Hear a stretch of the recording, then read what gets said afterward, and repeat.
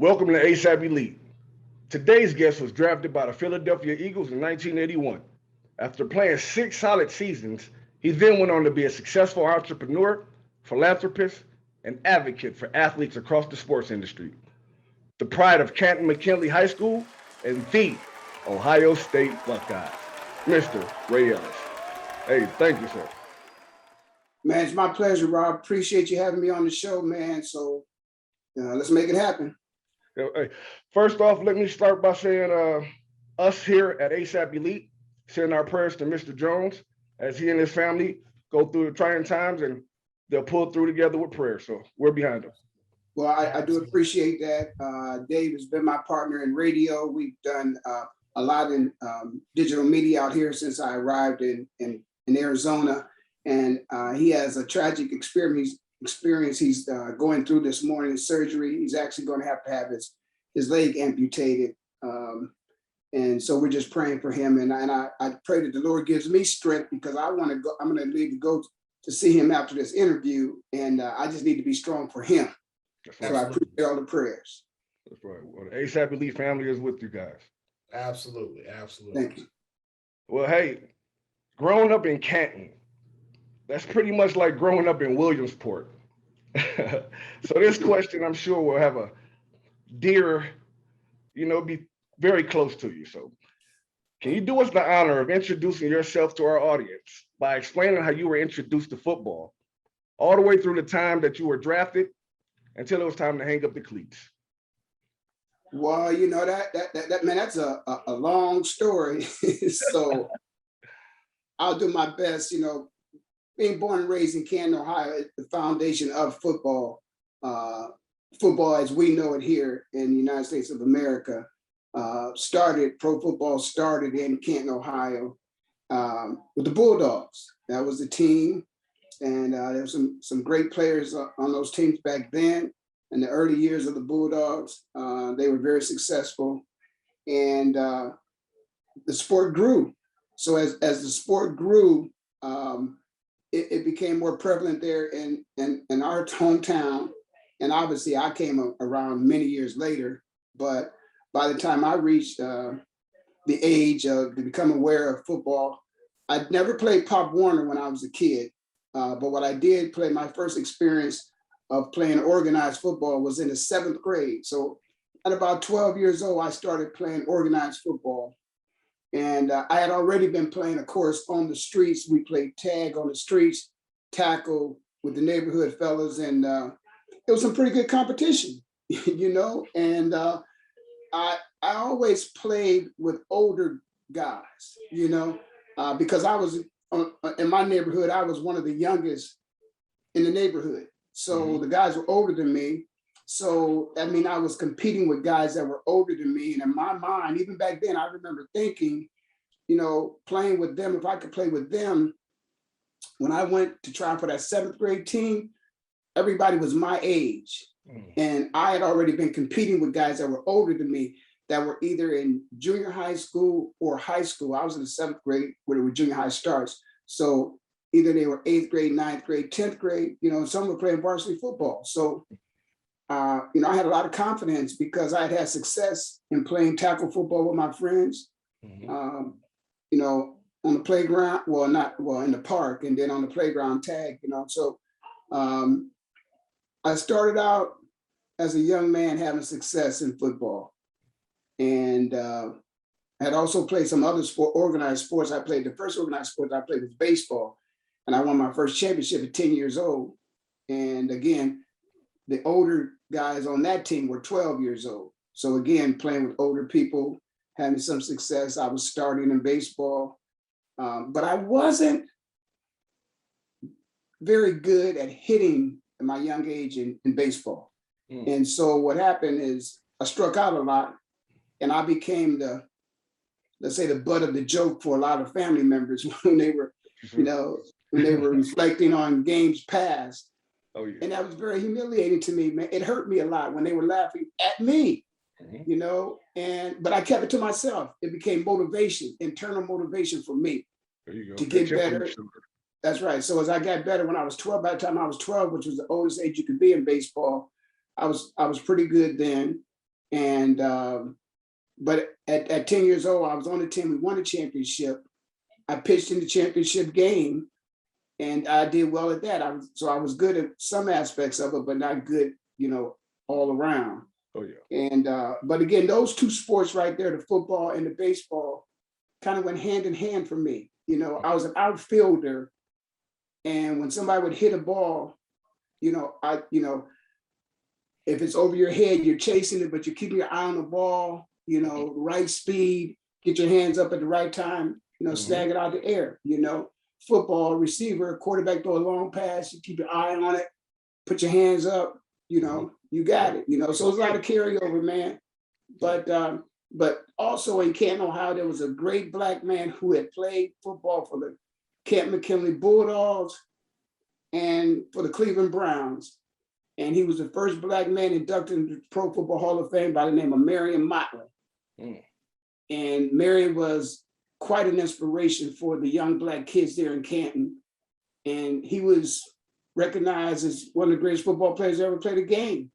And he went to my high school and he played pro football for the Cleveland Browns. So I'm thinking in the 7th grade, I'm thinking, not that I'm going to be like Marion or as good as Marion, but it's just that somebody from McKinley, from Canton, became one of the best football players. So if he started here in Canton, hey, there's some good competition that could prepare you for the highest level, man. So, it was a lot of fun.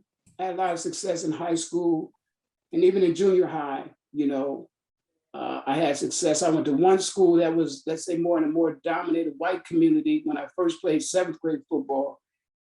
And I told my mother I wanted to move to a community where a lot of the Black players came from that played football for Canton McKinley Bulldogs. And that was a school called Hartford. I left Sowers and went to Hartford. Got a chance to start over there, and got the attention of the varsity football coach at McKinley. Came down and saw me and some other players, and as 8th graders, he had a vision that he saw that we were good enough to come out and compete with some of the varsity players when we would be 9th graders. So he brought several guys as 9th graders up to the varsity, but not everybody made it. I was the one that hung in there and stayed with the varsity. So I played varsity as a freshman at McKinley. And next thing you know, as a sophomore, I was starting in the lineup at a wide receiver, and kind of took off from there. So, I played all kind of positions at McKinley. I played wide receiver, tight end, running back, quarterback, everything except guard or center. Say that, And then on the defense, I played outside linebacker, and I played corner. And then, of course, got the attention of some schools across the country, including Woody Hayes down at Ohio State. And I accepted that scholarship. Was blessed to go down there and play ball. Hey, Ray, I don't need to cut you off, but I need to point this out. Canton McKinley is one half of a very historic rivalry in this country. Yes, Can sir. you tell us about that? Well, that rivalry is Canton McKinley versus the Madison Tigers, and that happens every November. We used to be a part of a conference, All-American Conference, and McKinley and Madison still were the elite programs of that conference. But it's a game. What's so unique about that is, particularly when I went to Ohio State and you got 80,000 people in the stands, I would tell those guys how, the crowd really didn't bother me much because I'm accustomed to playing in front of 20,000 people, So our high school field, also for the audience to know, Canton McKinley football, high school football field is the same football field that they've always played the Hall of Fame game on. That stadium has been upgraded now and refurbished to the point that they spent $500 million to refurbish that stadium, if my numbers are correct. It might be more, $500 million to refurbish that stadium. And so you got penthouse suites in a high school stadium. It's beautiful, man. But yeah, it is. It's beautiful. I just was there. Of course, we were there. You were there with us, Rob, to see the ceremony. My friend Harold Carmichael Friend, teammate Hero Carmichael, friend, teammate Bill Cowher, both were inducted into this year's Pro Football Hall of Fame. But yeah, it's you everything you could possibly need to prepare you to play football at the next level, you have right there at Canton McKinley High School. No other, I mean, I can go online, and if anything I can say that's true today, it's no other high school football stadium or program in the United States of America that has the resources that that high school has. So now, as I tell the ball players when I see them there, it's up to you now. You don't have any excuses. You know, it's all up to you. You got everything you need to prepare you for football at the next level. And then you got the foundation of your education. You're getting that here too. So you're prepared. If you want to be, if you're here in Canton and you want to play football for McKinley, and then you want to go to the next level, if you put the work in, they know about McKinley. So it's a hotbed, sure. If you put the work in, they're going to know about you. Yes. You know, you said something that I want to bring out, because we're hearing a lot of our guests say this, right? They started out playing baseball. Yes, right. Now, as a former baseball player myself, one of the things that I know baseball teaches you, unlike any other sport, baseball will teach you how to locate the ball. And I think you brought that up and when you were talking, because the thing is, you know, like to this very day, I can see a ball hit in the air and I can go stand where that ball is going to land. Let me tell you something. I'm 62 years old, man. Never in my life have I had anybody explain it to me the way you just did, because that is exactly the way I feel. And let me take it a little deeper. When that ball makes contact with that bat, when I'm in the outfield, I play right field, I knew if I should take a step left, right, front, or back. And I'm talking about I'm 180 feet in the outfield away from that ball. But when it hits that bat, I know if I should go left, right, back, forward, or whatever. And if I make the wrong step, it could be a chance that I'm not going to get that ball. Well, that's the same thing when that quarterback releases that ball from his hands. Absolutely. You know if you got to pick it up a little bit, you got to go left, you got to go right, whatever you got to, and that's it. But here's the thing about that, Rob. They don't teach, you can't teach that. That's natural instinct. A coach can't. And you learn that in baseball, right? I mean, as you continue, you know, catching fly balls, you learn to catch fly balls in baseball. That and I hope all of my DBs, all my skill positions. Listen, if you never played baseball, you want to be able to be, you want to be a better football player. Learn how to shag some pop flies. I promise you. Hey, you know what, man? Look, I haven't dropped anything in 35 years. You know what I'm saying? I came out in the little league snagging fly balls, man. There's nothing. You know what I'm saying? Ain't nothing like it, man. It's a beautiful feeling to know how to do that. Because again, it's nothing. Nobody ever said to me, okay, Ray, when that ball comes off that bat, go left or go right. They don't tell you that, go back or go forward, or where you're standing at, you know, just move over. No, they don't teach it like that. They don't even explain to you how to decide which way to go to snag that ball. You got to do, that's just something that comes natural to you. Either you have it or you don't. Now, I want to come back to this baseball topic, because I'm sure you have something very important to say, especially, I know you have a very, unique perspective that will really enlighten people. But right now, you were drafted second from last, 12th round by the Philadelphia Eagles. 12th round. Is that draft number 331? That's what it was at the time. Yes, sir. Yep. Yes, 12th round don't even exist today. Yeah, right. Yeah. You went from being a 12th round pick, second from last pick, right, to being at the time the fourth highest paid DB in the league a few years later. Yes, sir. Salute, sir. Well, thank you. Look, let's talk about the mentality of that, right? So here we are, basically with, the last one of the last picks in the drafts, right? Second, and then you got all these first rounders and second rounders, and these guys, who they felt were better, right? And now here we are, a few years later, you're in the top 5 highest paid defensive backs. What is the mentality that it takes? Because to earn that contract, you got to be a dog. You got to continue to go after it and show and prove. So walk us through that. How does that look? Well, interesting, Hawes, as you said, I got to be a dog, and I'm a McKinley Bulldog, and I'm a Q dog. So I've been a dog. I've been a dog. Oh, we won't hold that against you. I'm sorry, Ben. I'm not one of them pretty boys like you, boy. But let me say this. Hey, I'm a Michigan Wolverine. It's been a mentality that has been in my life. I don't know if you guys can see, but behind me has been part of my inspiration of my entire existence on this planet. And also, Rob, I see behind you is a sign of the inspiration that he was to them men as they stood up and received their gold medal in the Olympics in 1968. But when I got drafted in 1981, I got drafted for my birthday. My birthday is April 27th, and the draft was right around my birthday. I think it was on the 28th.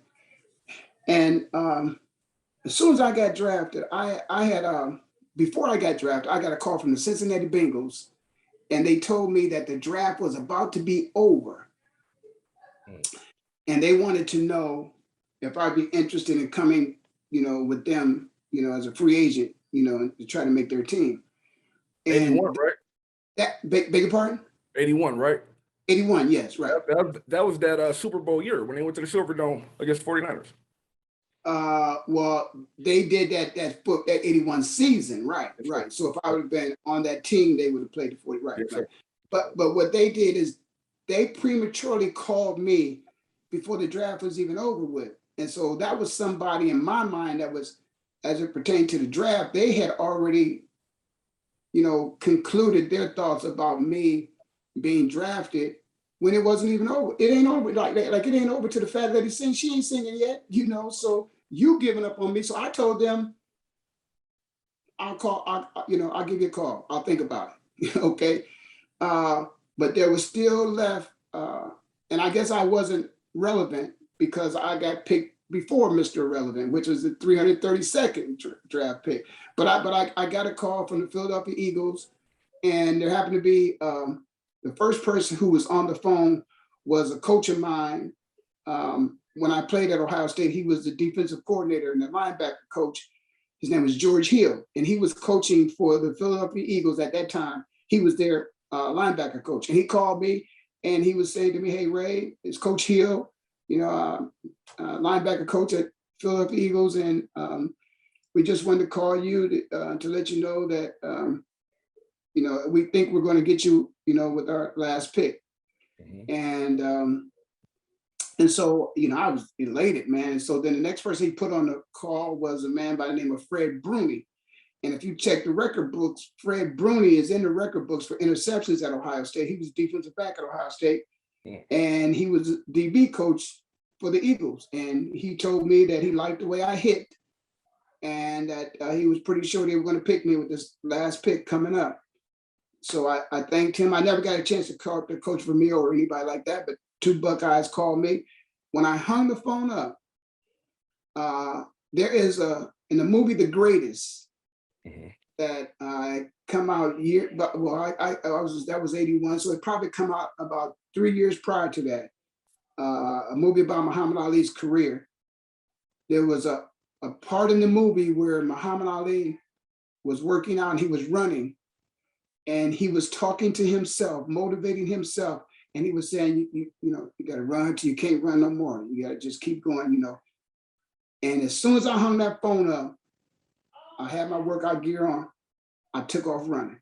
Yes, sir. And I started talking to myself like that to get me ready to, to make this move, to win this position that nobody thought that I could make, And I had been projected to, by some people that locally had talked to me based upon some of the research they had done, the people they talked to, that perhaps that I'd go in the middle rounds. And I didn't. I was next to the last. So it was inspiring to me because, again, they were playing me cheap, as we say. They played me cheap. So, I got something to prove, And one thing about my approach to ball, too, is, the competition. I went to Ohio State University and I played against some pretty damn good football players. And a lot of them were already in pro football. So like, remember, I played as a freshman. I led it as a freshman. I started as a sophomore. So I've had, 3 years, sophomore, junior, senior year of playing elite football, and they moved to the next level. So I just thought about some of the people I played against in college that were in pros playing football, making a team on the field. And I knew if I had a good game against them, that means all I gotta do is, go and compete against them like I did. So I wasn't intimidated by that, because I take it back to my mentality when I was a younger kid. I played against older dudes. Yeah. I competed, I had success with them. So that same thing, I would apply that same thought process when I went into pro ball. It's like, okay, well, these are older dudes, go get them, make it happen. So it was a blessing just to be drafted too, man. That's really what I need to say. It was a blessing. I thank God to this day, because it changed my life. So you had a pretty solid career there and in Cleveland. With everything that you went through, being looked over to being a key component to every defense that you played in, how did that translate to the next part of your life? Haas, before I go on, I think Haas wanted to say something.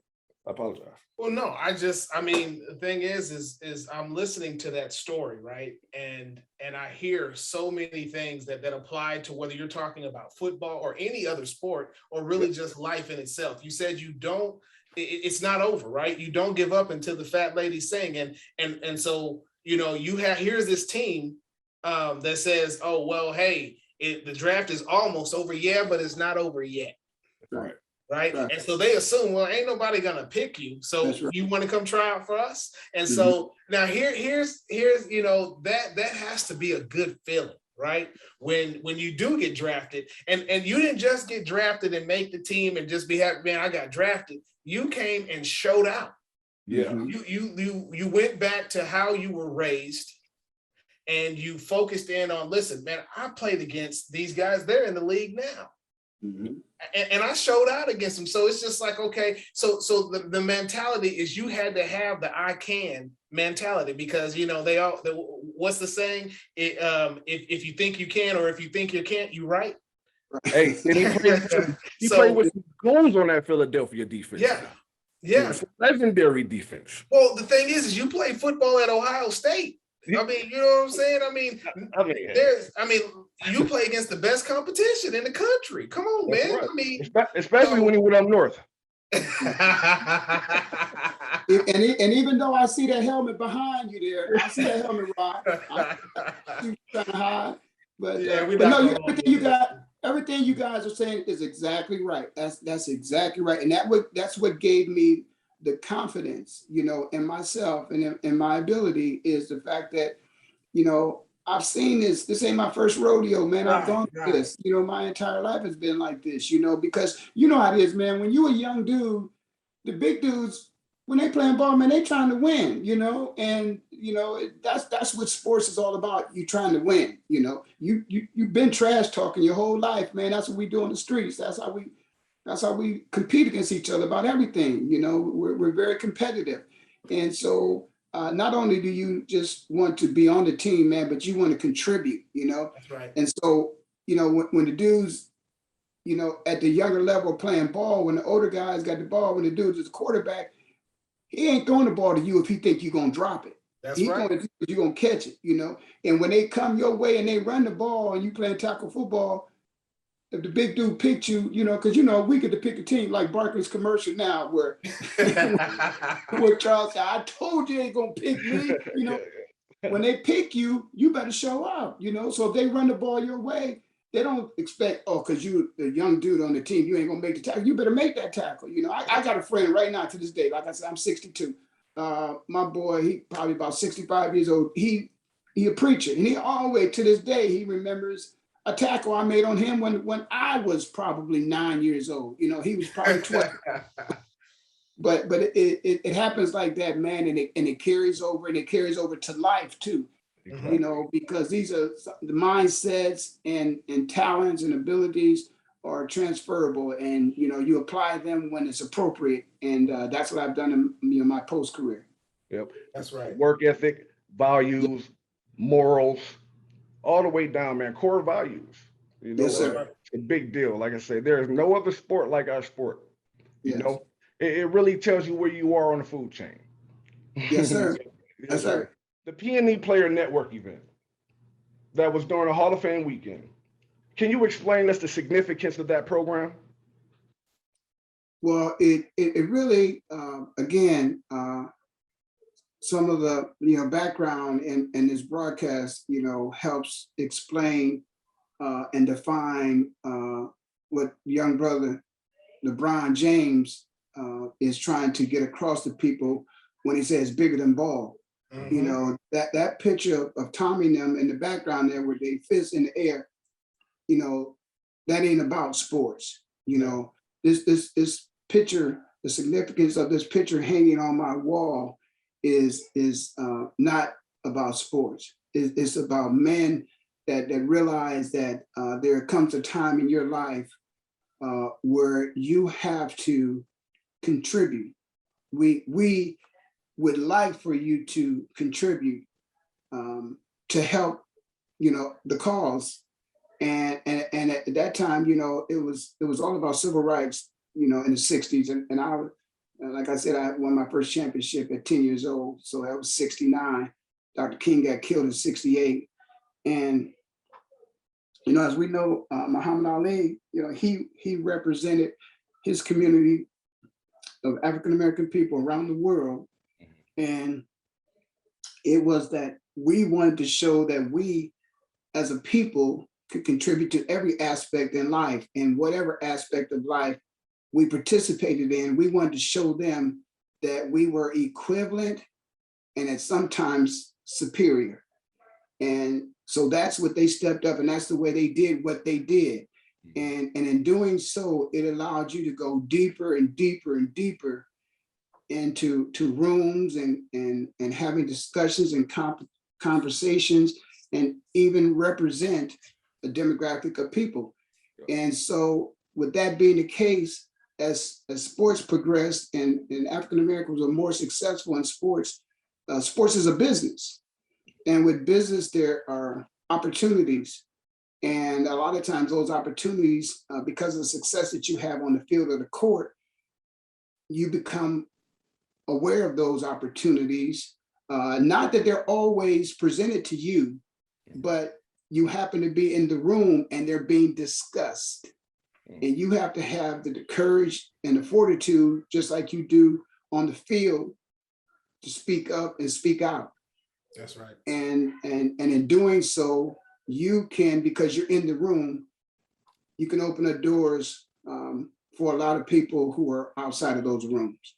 And so that's what the athlete has to understand and to acknowledge and be aware of opportunity and how it presents itself and when it presents itself, and to be prepared at that time to do everything he or she can to expand an opportunity besides and beyond the audience of those in the room, particularly expand it to the point that it provides an opportunity for his community or her community.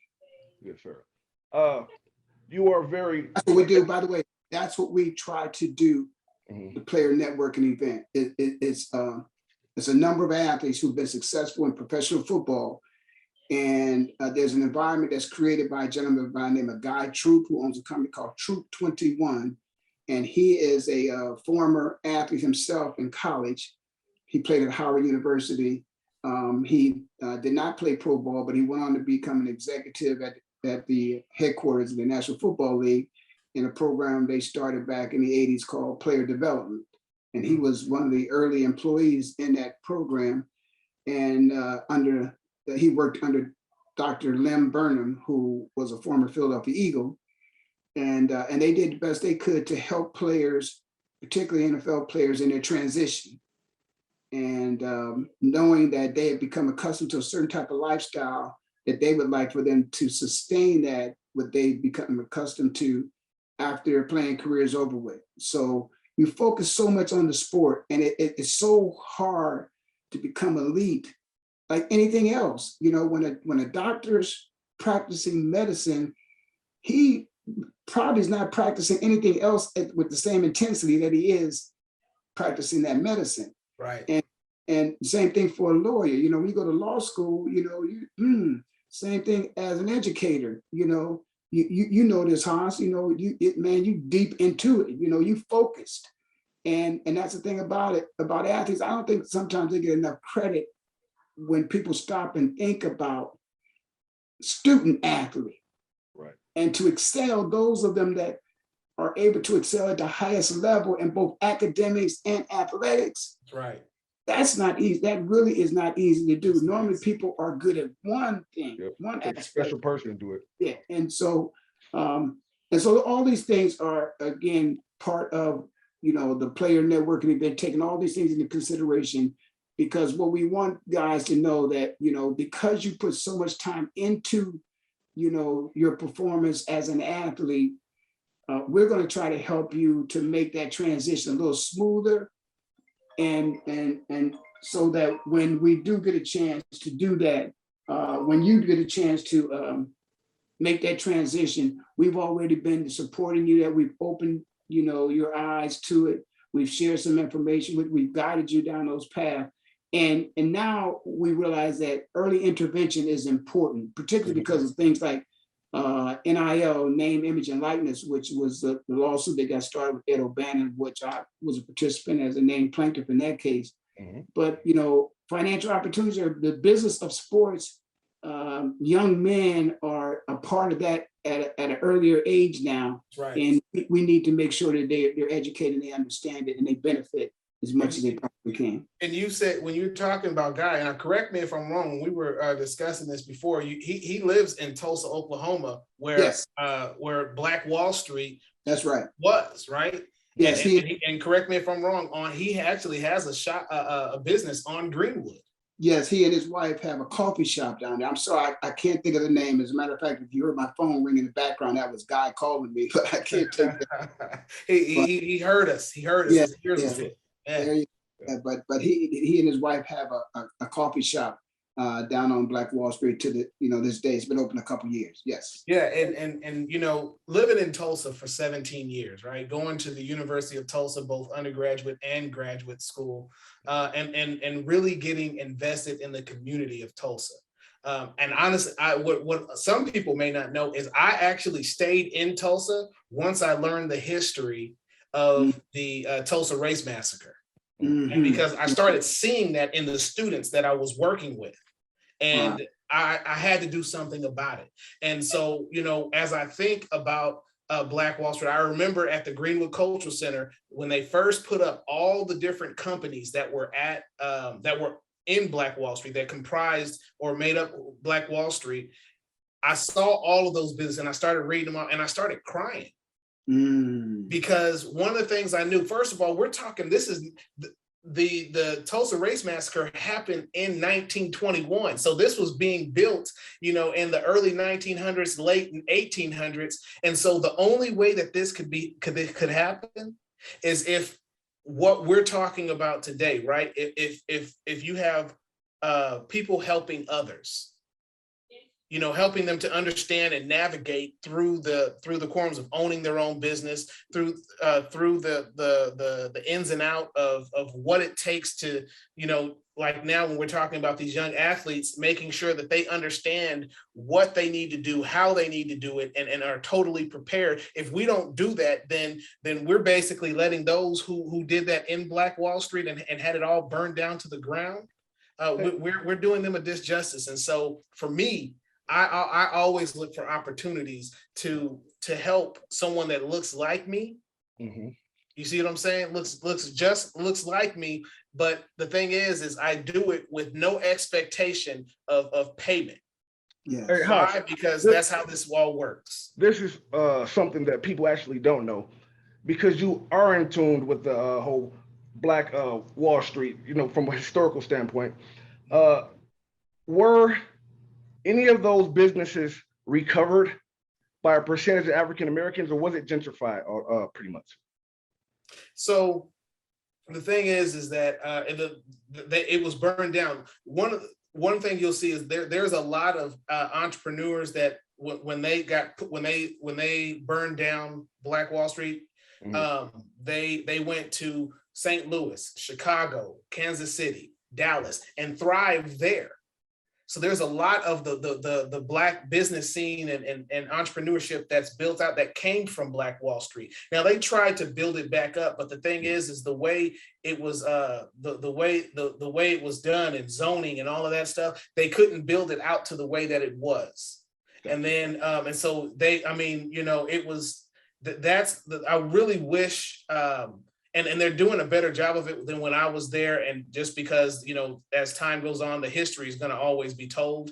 But the history of Black Wall Street and what was, and more importantly, I think now is what was done after this happened. Is very important for it, because the thing is they stifled that and they took away all of these thousands of claims, insurance claims that went unpaid. Right. Guy is from Tulsa, right? Yes. Yeah. He's I can't wait to have this conversation with him also. But absolutely, yeah. Look, I can talk about Tulsa and Black Wall Street all day long, but we can do a whole. But you know, series. If I will say one thing that's interesting, you know, just based upon the comments that you made, and we think about today and today's society and what we're dealing with today, and the hostility towards Black people, simply because of the fact that we are just trying to live the American dream. Right. It's my understanding that Irish people came here, Jewish people came here, Italian people came here, and it was very obvious that they supported one another, right.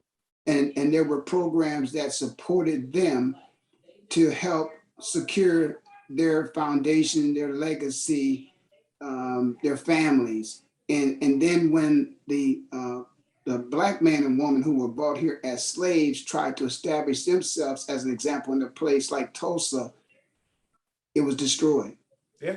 And so free will and captivity. I'm sorry. You know, free will and captivity, you know, they breed two different products.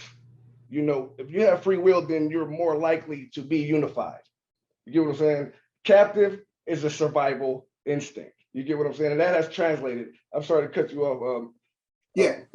But I agree with what you just said there, you know, and so sometimes what you just mentioned, Rob, is perhaps maybe when you look at the Black community and people ask, why were we not successful? Why have we not been able to unite and stay together and have successions of success in business like the other people? Is because, again, the way we started out was completely different. It was survival.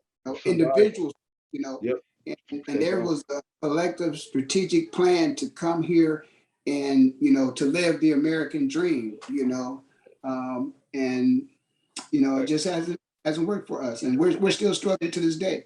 Exactly. They kept us in this state all the way through, you know, Jim Crow. I fast forwarded a lot before Jim Crow, but, you know, Jim Crow, the crack epidemic, you know what I'm saying?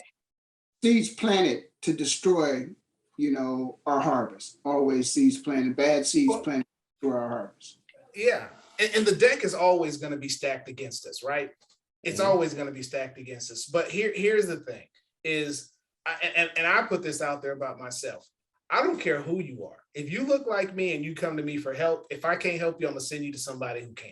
Well, man, you're right. That's what we have to do. If we can't do that, then community. I mean, those are how those communities are built. That's how Black Wall Street was built. They helped each other, knowing that, listen, if I build this person, they can build somebody else who can build somebody else who can build somebody. That's how you build the community. Yeah. Right. Well, you know, interesting. I have a friend of mine from years ago, childhood days.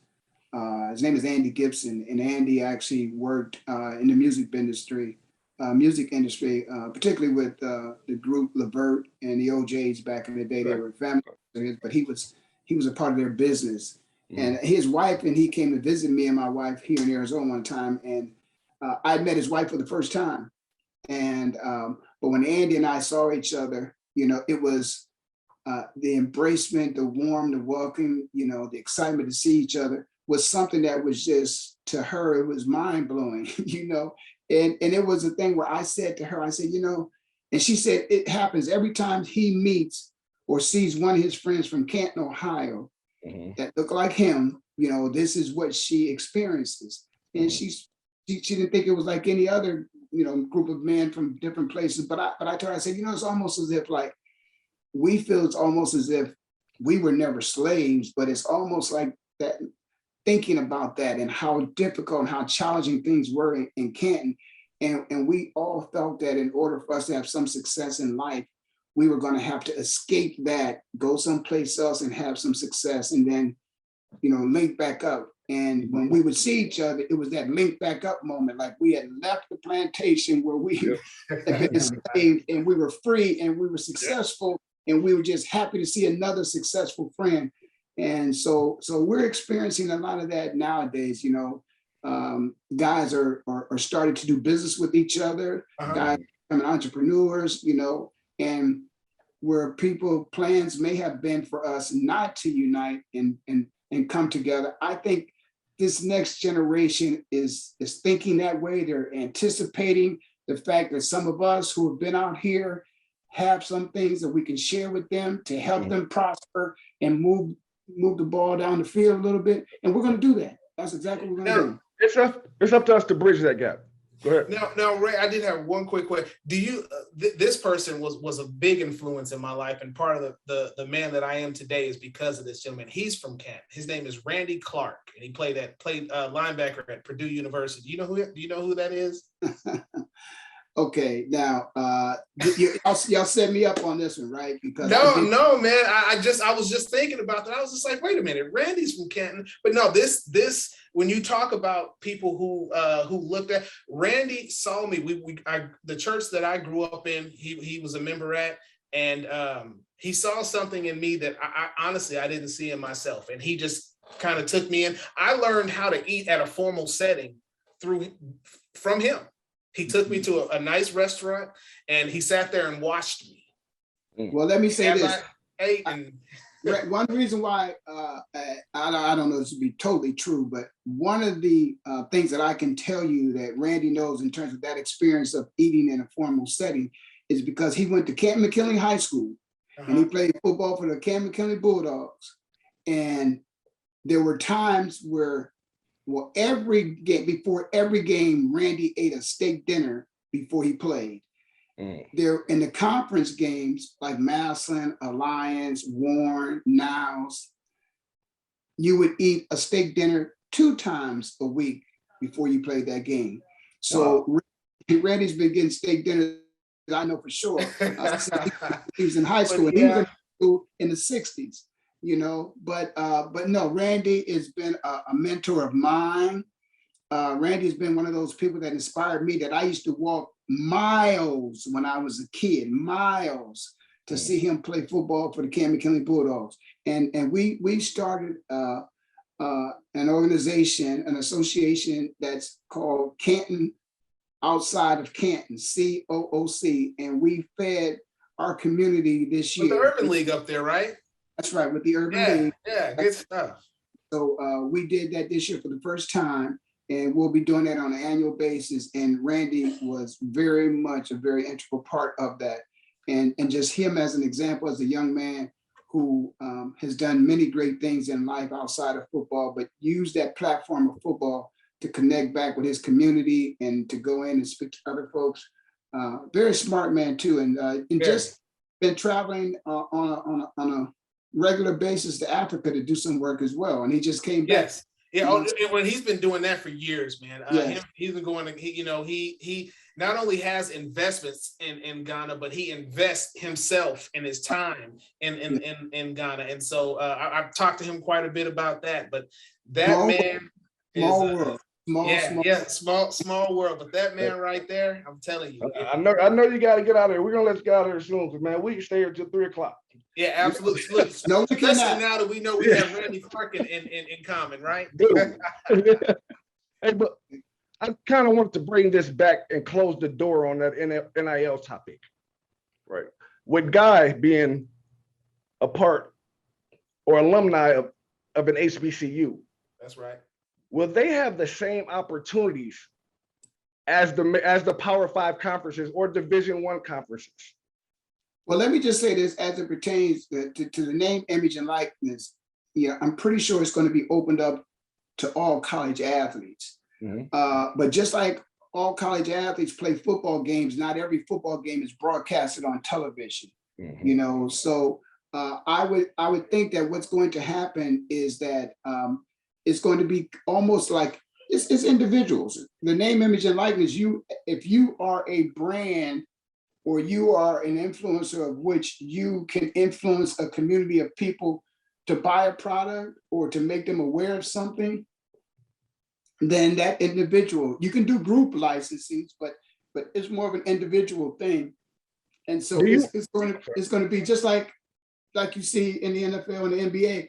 A lot of times it's the skill position players that get all the attention. So the quarterbacks, of course, the running backs, the wide receivers, a couple of defensive backs or linebackers might come, but it's the ones whose names you hear majority of the times throughout the game are probably be the ones that'll be able to capitalize. But strategically, there's a way to go about it, you know, a business way of going about it that perhaps maybe more people can participate and get compensated. I see something going on that they're taking part of ameliorating their product. They're starting at the top. They're starting to bring in these high-level, big name head coaches. That's automatically bringing attention to Tennessee State, you know, bring attention to Deion, you know, and they're going to continue, you know, fielding those type of coaching staffs, and they're going to get those players in. Next thing you know, we're going to have a whole Grambling, you know, Coach Robinson, you know, push again in the future. You know, I think go ahead. Well, Coach Robinson was unique in the sense that, you know, Coach Robinson was about his ball players, you know, and he didn't get his monetary value. I don't think he ever was compensated in such that it matched up to what he accomplished. He never got paid his true worth to the sport. And so, and again, still some of these schools, these players are still in small markets. So, you know, Deion could win at that level in a small market, but it's going to be up to Deion himself or Eddie himself, Eddie George, of course, what I'm talking about. But I just want to say this, I'm the real 27, Eddie. I always tease him about that. But anyway. Got it after you.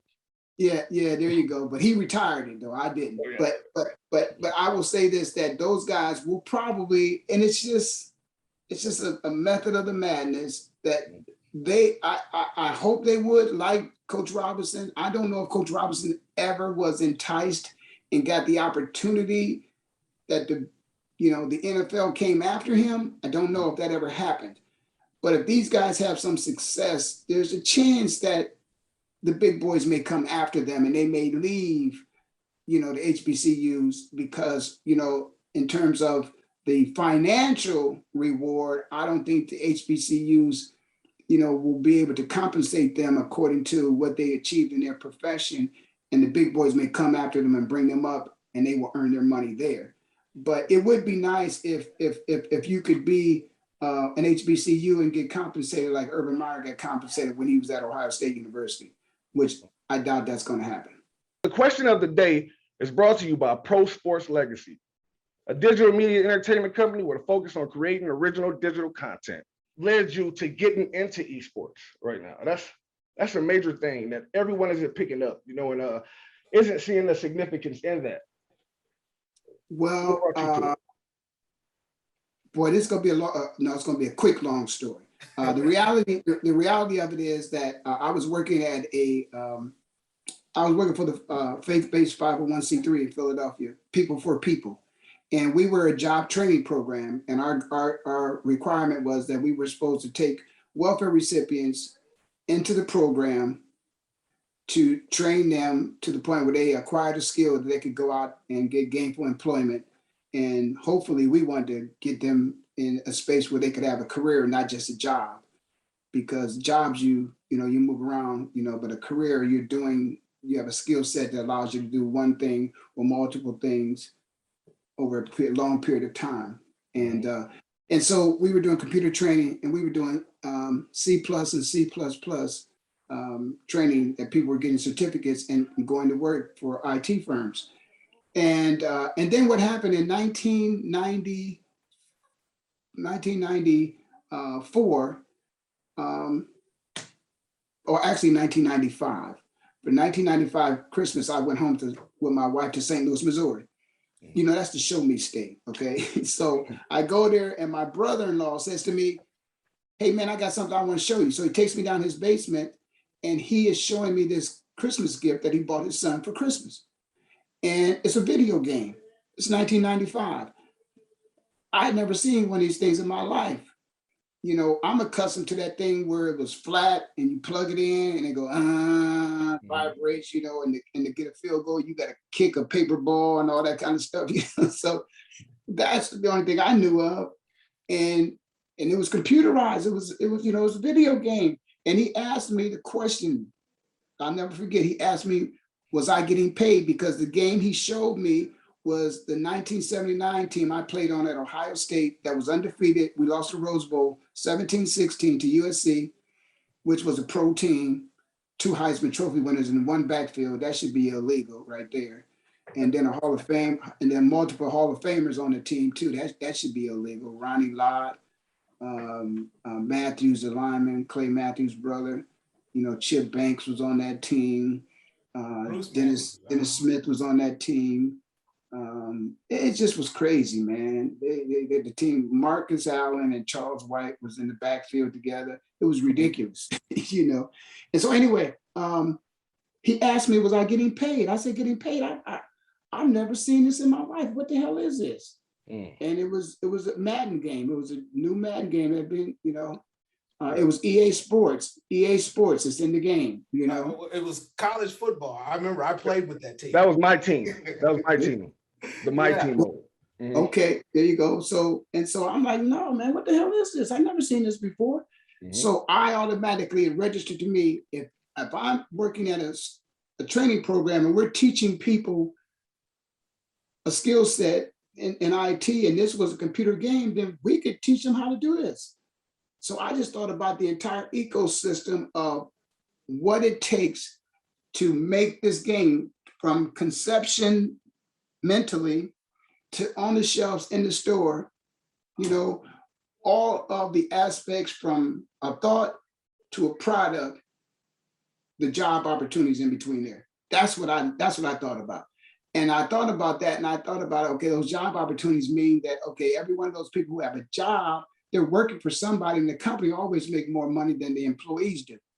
So whoever is the owners of this, that the people are working for, they're making a lot of money. And that's me on the screen. And my brother-in-law, the first thing he's thinking about as a layman is, am I getting paid for it? So if he's thinking that I should be getting paid for it, I should be thinking I should be getting paid. If one person thinks you should be, this is you should be compensated. You don't watch a movie on TV and the actors on there don't get paid. So why should this? And so I thought about that, I thought about it like that, about the compensation, but more importantly and equally important, I thought about how it could impact and change people's lives if they learned how to do that. This is obviously a new industry, brand new industry that had, you know, came to life, and there were going to be opportunities for employment. And so I want to make sure that people that look like me, Black and brown people that look like me, are made aware of this opportunity. And then I also want to help my fellow fraternity members who are in this game. And these are not avatars. That right cornerback, number 27, is this Ray Ellis right here, that we get paid for that. So I just went on a mission, man, I in my mind. And then when I moved to Arizona in 2006, I was in my office one day, and I got a phone call from a man by the name of Michael Hosfeld, who I don't know who he is.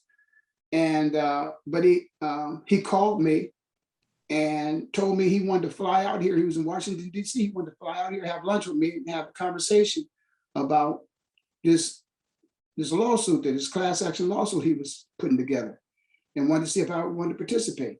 He flew out here. I met him. Fine man, gentleman. explained it to me in detail, the significance of my role and what I would play in it, part of history. And to me, it made all the sense in the world because I realized this. In fact, before Michael talked to me, I'd already did an article that was in one of the Ohio State papers back then. Well, it might have been around the same time they were made aware of the fact. And I realized when I played my senior year, we played in the Fiesta Bowl out here. And I remember feeling that when we got on that plane and we came out, that there were more people on the plane that had ever been on there before. And there were different people. They were family members and kids that were on that plane that came out with us. And then when we went, we had dinner, just every night. But at our dinners, then they were also in the room, and that never happens. They were also in the room with us having dinner and stuff with us. And that had never happened before. And I'm realizing, I'm thinking, this is the last game I made. A lot of us seniors, this may be you're not guaranteed to play pro football. This might be your last game ever. And if these people were brought out here on our dime, then why couldn't our parents be brought out to see the last game we might ever play in before? And what happened, what brought this to light to me is when we went out to practice the day before the game, I always on grass, I always wore Converse. On turf, I wore Nikes. So I had Converse on.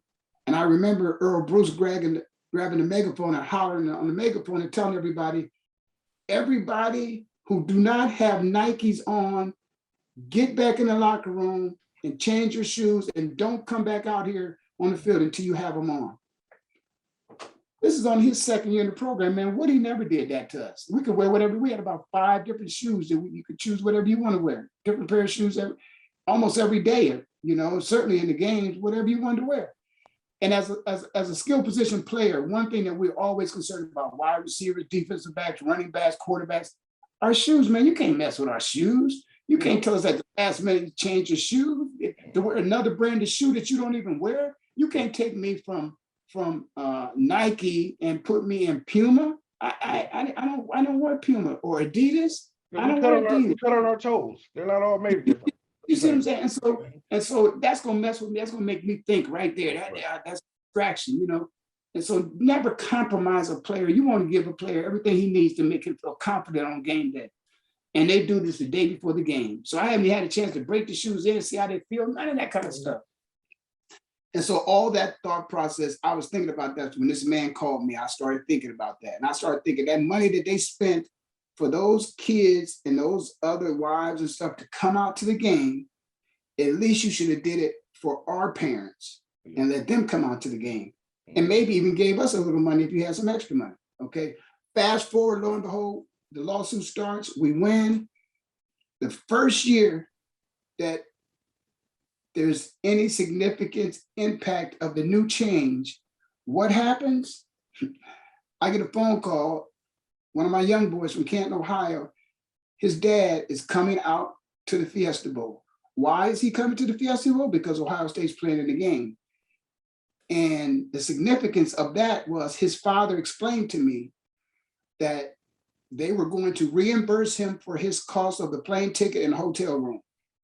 Now, I didn't like the fact that it was being reimbursed, but I like the fact that exactly the same thing that I was thinking about, parent coming to see his kid play, what could be his last, was happening.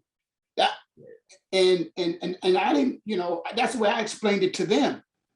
And it just so happened that the way I explained it to them, they implemented that as part of, the lawsuit, and then, I got a couple dollars as my participation in it, which was probably interest for 1 month for my daughter's student loan. She was at Pepperdine at the time. So just the interest, right? Yeah, interest payment, Pepperdine is, you get that beautiful education, you get a great education, but you also get, you living in condominiums up there looking at the great schools. Shout out to Sally Mae. Yeah, there you go. So, but yeah, man, it was amazing time for me to participate in that. But again, that's an opportunity. It's bigger than ball. It's an opportunity for you to have an impact based upon the knowledge that you've gained. And now it's your turn. You're in the room. What are you going to do? And I stood up, man, and said, I knew Ohio State would be mad at me, but during that time, let me say this. I made a phone call. Before I told Michael Hosfeld yes, I made a phone call to a man by the name of Gene Smith, athletic director at The Ohio State University. And I called Gene and I told him what was on my heart, what was about to happen. And Gene said something to me that was significant. I'll never forget it for the rest of my life. And after I explained to him my feelings, and I was concerned about what the university's position might be and how they're going to address it. Mhm. And he said to me, Ray, let me just say this to you. I told him, I said, Gene, first of all, I just want to let you know, man, I know you from Cleveland, I'm from Canton. And, I kind of wear my emotions on my sleeve, as I'm sure you kind of do, And he responded, and we had a conversation, and it started extending, because I guess we both can talk too. So Gene said to me, he said, Ray, let me just say this, because it doesn't seem like we're really getting, I'm not getting you're not, we're not moving each other one way or the other. He said to me, there's a significant way. There's a systematic way to go about change. I'll never forget it for the rest of my life. So I said, I just said, Gene, thank you for those words. And that was the end of the conversation. I hung up the phone. I called Michael Hosfeld because I was ready to take the systematic way of change to help the next generation of athletes. That's right. And that systematic way of change was a legal process. So we had to go through those steps of that lawsuit to make it happen. And it did. And those words, I'll never forget it. Systematic way to go about change. And in life, most of the things that are happening, it's a legal process. And you got to do it right. That's when you hurt people. When you hurt them that way, you hit them where it hurts and where it counts. In their pocket. And in their pocket, yeah. And it was just a matter of sharing. I mean, and this, to me, it was about greed, because all you had to do, EA Sports had a contract with college NCAA football.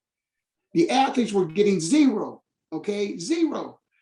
It's a whole dollar on the table, zero. All you had to do is give us a quarter, and you keep 75 cents out of every dollar. Just give us 25 cents, But rather than give us a penny, they decided to stop making the game. I know, they ruined the last 8 years for me. Oh, man. I was more of an NCAA fan than I was a Madden fan. I've heard many people say that. That's what I'm saying. And rather than them share any of it, they said, no, we're not going to do it. No, we're going to stop making the game, period. And that was, that's great. So now, part of what I would like to do, the name, image, and likeness, is to now, okay, I guess there's some aspect of that where you have to get permission from the university. The university had us in their uniforms, but it was still me in that uniform. That's right.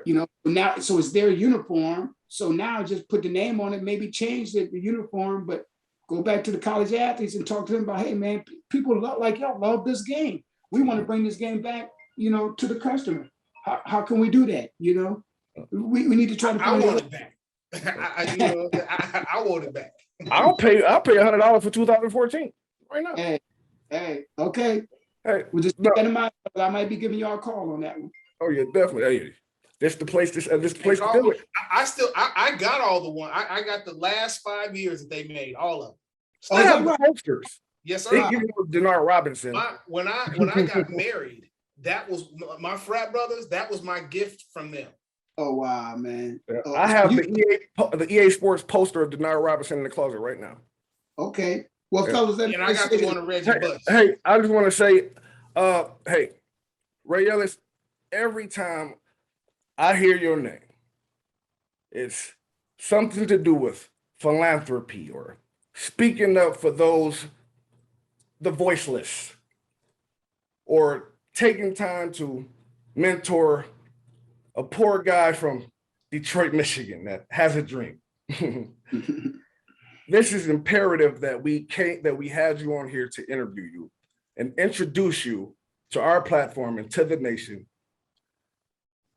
Give you your flowers and let these people know the work that you're doing, how wonderful you are, and how much we appreciate you for fighting for all of us, man. Thank you for coming on ASAP Elite today. Absolutely. And I want to say, as someone who is very passionate and about Black Wall Street, you are Black Wall Street. What you are doing, that's what Black Wall Street is. And I appreciate you and salute you for that. Yes, sir. Well, gentlemen, I thank you guys for taking the time out to allow me to come on your show. I want to congratulate you on your platform. You know, this is an opportunity. This is what I saw in IT when I first got involved in, the Y2K, when it was disrupting IT, technology was disrupting every platform, and everybody's business had to converge and to have a some type of significant exposure on this platform of technology, or they were going to be left behind. And you guys have adapted media platform of which you opened the door to people like myself and others for us, to share what's important to us. We represent you. We carry on your torch. Well, I appreciate that, because we can, like I say, I'm carrying on the torch that this man behind me, that's the greatest of all time, the original GOAT. Right. Started. We all got to do our part. We'll continue to do it, man. When they let us in the room, we're gonna kick the door down, and I'm not coming in. One time, someday, a golf country club tried to invite me to be the first Black member to be a part of their country club, and I started recruiting my boys right away. Like, hey, man, I'm not gonna be the only one. Right. Hey, now we don't have to kick the door down. We're just gonna prop it open. Tiger Woods, y'all. Tiger Woods, y'all. Open. Yes, sir. Well, thank you, fellas. I appreciate you, man. Y'all keep doing that good work y'all doing. Yes, sir. Thank you. Hey, it was a pleasure. All righty. This interview was great. Great show. It made me feel secure and confident to wear this pink shirt. Well, see, and I just want to let everybody know this. I got a pink shirt on. Look, I got my pink and gray, handkerchief on here. You know what I'm saying? I apologize. The lighting didn't do it justice, but you know what I'm saying. I'm a man who had no problem wearing pink. I'll tell you what, man. Down at the the Hall of Fame, when I initially physically met him, it's like I knew him for years. You know what I'm saying? The way he treated me, I constantly provided wisdom. Man, I'm just so grateful that I have met him, you know what I'm saying? And all the work that he's doing. And man, we got to have him back on. Oh, absolutely. Absolutely. Like I said, and the gentleman that we talked about, Randy Clark, tell you what, man, there's not a lot out there like him. I'll just keep it at that. What? Professor Haas? Oh, man.